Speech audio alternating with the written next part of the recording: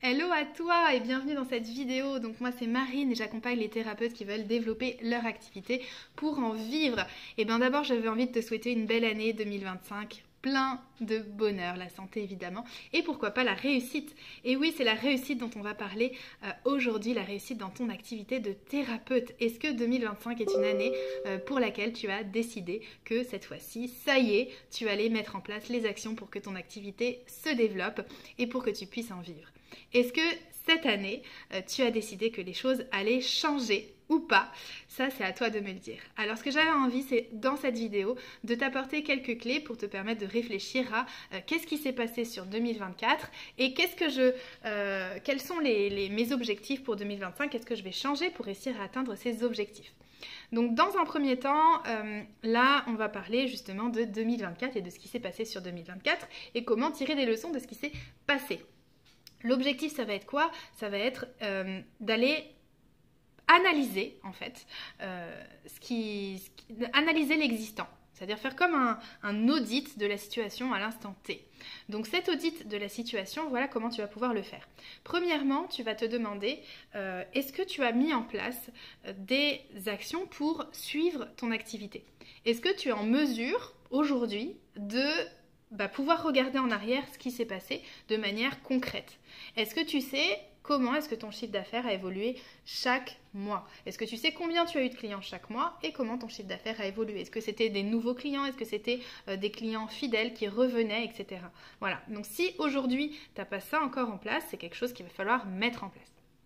Ok, si tu l'as en place, tu vas être en mesure de faire ce bilan et de regarder mois par mois qu'est-ce qui s'est passé, comment est-ce que ton chiffre d'affaires a évolué, comment est-ce que ta clientèle a évolué, est-ce que tu as réussi à fidéliser ou pas, et tu vas pouvoir aller identifier en fonction de l'évolution de ce chiffre d'affaires et de cette clientèle, est-ce qu'il y a finalement des mois sur lesquels ça a plus fonctionné que d'autres et quelle est la raison de ça? Pourquoi est-ce que sur ce mois de mars, il y a eu une explosion de ton chiffre d'affaires par exemple? Est-ce que c'est lié à une action que tu as menée? Est-ce que c'est lié à peut-être toi, ton énergie, la façon dont tu as accueilli les personnes? Est-ce que tu as réussi justement à mieux fidéliser à partir de ce moment-là? Voilà, ça c'est quelque chose qu'il va falloir analyser parce que on va aller voir. Et tout simplement, c'est vraiment hyper simple en réalité, qu'est-ce qui fonctionne bien? Et donc, qu'est-ce que je vais pouvoir refaire ou faire plus? Qu'est-ce qui fonctionne pas bien et que je dois abandonner? Et qu'est-ce qui fonctionne moyennement et que je peux améliorer? Donc tu vas avoir comme ça 3 catégories, ne fonctionne pas, fonctionne bien et fonctionne moyennement. Un peu comme quand tu sais, tu fais le tri de tes habits.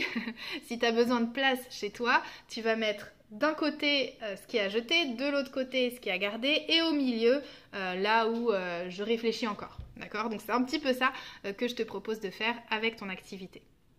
Ok?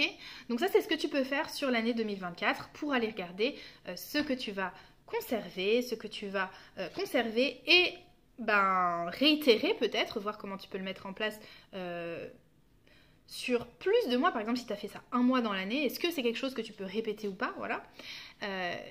Et puis, il y a aussi des choses à abandonner. Tu vois. Par exemple, les actions que tu as mises en place et qui, année après année, mois après mois, ne rapportent rien. Typiquement, si aujourd'hui, tu fais que de poster sur les réseaux sociaux, tu y passes un temps monstrueux et ça ne fonctionne pas. Attention aussi à ne pas tirer des conclusions hâtives parce que si ça ne fonctionne pas, c'est peut-être aussi parce que tu ne le fais pas bien. Ok? Mais en tout cas, ça veut dire, ça c'est un signe fort comme quoi il faut changer quelque chose dans ta façon de faire. Et vraiment, ne l'ignore pas. Si aujourd'hui ça fait plusieurs mois que ton activité est lancée et que tu n'arrives pas à avoir une clientèle, c'est un signe fort comme quoi il faut absolument que tu changes quelque chose à ta façon de fonctionner. C'est hyper important d'en prendre conscience. Une activité qui se lance peut avoir une clientèle rapidement et qui augmente rapidement. C'est possible de vivre de son activité sans attendre 3 ans. Ok? Donc ça c'est vraiment un signal très fort qu'il faut changer quelque chose. Si tu passes énormément de temps à faire des choses sur lesquelles tu n'as pas de résultats, et si tu vois qu'il y en a qui ont des résultats en fait en le faisant eux, c'est que c'est ta façon de faire à toi qui ne va pas. Donc dans ce cas-là, qu'est-ce que tu peux faire? Comment tu peux faire justement pour aller vers mieux? Et donc là, c'est la question, c'est vraiment le moment idéal pour se poser les bonnes questions et se demander, ben, comment je fais, puisque je ne sais pas faire, comment je fais pour apprendre à faire? Okay? Quelles sont les options que j'ai pour me permettre d'apprendre à faire? Évidemment, une de ces options, c'est de te former. Moi, dans Praticien épanoui, je forme des thérapeutes pour qu'elles puissent développer leur activité rapidement. Donc, je te mets le lien juste en dessous de la vidéo si tu veux en savoir plus, si tu veux réserver un appel avec moi pour voir si je suis en mesure de t'accompagner pour le développement de ton activité, si tu réponds aux critères des personnes que j'accompagne. Okay? Donc ça, c'est vraiment une question importante. Si je ne sais pas faire aujourd'hui, comment je fais pour apprendre à faire? Autre chose, qu'est-ce qui me bloque? Qu'est-ce qui m'a bloqué sur 2024? Est-ce qu'il y a des choses que je remets tout le temps à demain? Est-ce que j'ai la sensation d'être un peu perdue, un peu éparpillée? Est-ce que le fait d'être entrepreneur maintenant, de ne plus être salarié, eh ben, c'est un nouveau mode de fonctionnement dans lequel aujourd'hui, je n'ai pas encore trouvé mon équilibre et j'ai du mal à me mettre en action et j'ai du mal à savoir vraiment comment faire les choses dans le bon ordre. Si je t'en parle, c'est parce que je sais que vous êtes beaucoup dans ce cas-là. Et ben, il ne faut pas rester bloqué avec ça. Il y a des solutions pour justement être accompagné et avoir les yeux en face des trous et faire les choses dans le bon ordre. C'est normal de ne pas y arriver. Quand on débute là-dedans, il faut vraiment à un moment donné se former et développer des nouvelles compétences tout simplement. Ok ? Donc voilà, ça c'est pour 2024. Et maintenant, on va parler de 2025. Donc 2025, qu'est-ce qu'il va falloir faire pour avancer correctement? Il va falloir fixer des objectifs. Et des objectifs que tu dois te fixer doivent être réalistes, d'accord, évidemment, mais aussi surtout chiffrés et datés. Donc ce qui serait bien, ce serait de voir sur ton année 2025, par exemple, de fixer des paliers. Par exemple, de te fixer un premier palier à 6 mois, un deuxième palier à 1 an.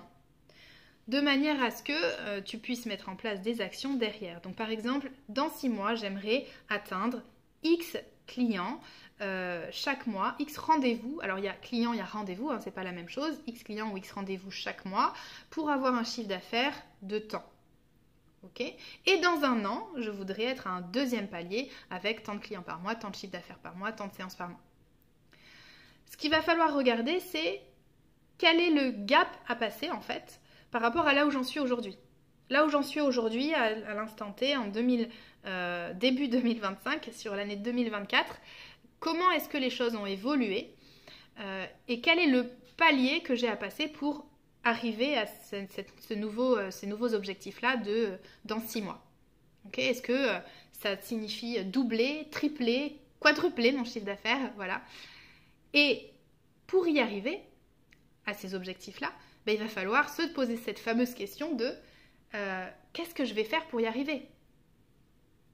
Est-ce que si je continue ce que j'ai mis en place jusqu'à présent, est-ce que si je continue de la même façon, dans 6 mois, je serai à cet objectif-là? Est-ce que je vais l'atteindre? Et là, il faut que tu sois vraiment hyper honnête avec toi-même. Ça, c'est hyper important. Hein. Il faut que tu sois honnête avec toi-même. Est-ce que si je continue sur cette voie, dans 6 mois, je suis à mon objectif? Ou est-ce que j'en suis au même point? Ou est-ce que ce sera peut-être pire? Ok? Donc ça, il faut se poser cette question. Et si la réponse est non, si je continue pareil, ça ne sera pas suffisant, eh bien, il faut chercher qu'est-ce qu'il faut faire pour que ce soit suffisant. Donc là, tu as 2 choix. Soit tu sais quoi faire, soit tu ne sais pas quoi faire. Si tu sais quoi faire, très bien, alors note-le et fais-toi un planning avec des actions concrètes. Si tu ne sais pas quoi faire, il faut que tu ailles chercher ces réponses-là. Il faut que tu ailles demander à une personne qui sait comment faire. Je te rappelle que tu peux prendre rendez-vous avec moi juste en dessous pour qu'on fasse le bilan, qu'on identifie aussi comment tu peux avancer, etc. Si le fait de te faire accompagner est une option pour toi, si c'est quelque chose qui t'intéresse. Ok? Donc voilà. Je ne suis pas la seule option, évidemment. Hein. Il peut y avoir d'autres options. Mais c'est une question absolument à laquelle tu dois répondre. Si tu veux que ça change en 2025, il faut que tu changes des choses. Ok? Donc voilà ce que j'avais envie de te partager dans cette vidéo de nouvelle année et de bilan. Donc ça, c'est pour toute la partie évolution du chiffre d'affaires. Alors, il y a une deuxième partie que je trouve aussi hyper importante. c'est la question de comment je me sens. Comment je me sens? Parce qu'une activité entrepreneuriale, c'est important certes il y a le chiffre d'affaires, mais c'est aussi un mode de vie, c'est aussi très certainement une reconversion que tu as entreprise. Et donc, je suppose que tu n'as pas envie de te retrouver dans la situation précédente, dans laquelle tu n'étais peut-être pas alignée, peut-être il y en a certaines qui ont souffert d'un burn-out. Voilà. Donc, l'objectif aujourd'hui, c'est de se sentir aligné. Donc, premièrement, effectivement, on parle chiffres. Deuxièmement, on parle aussi de comment je me suis sentie. Comment je me suis sentie en 2024? Quels sont les bons souvenirs? Quels sont les mauvais souvenirs?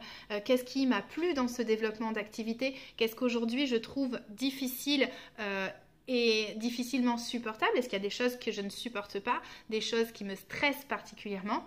Et de venir faire le point là-dessus, ok, sur 2024, ce qui s'est passé. S'il y a des choses justement sur lesquelles je me sens plus alignée, je me sens mal, etc., qu'est-ce que je vais mettre en place sur 2025 pour aller vers mieux?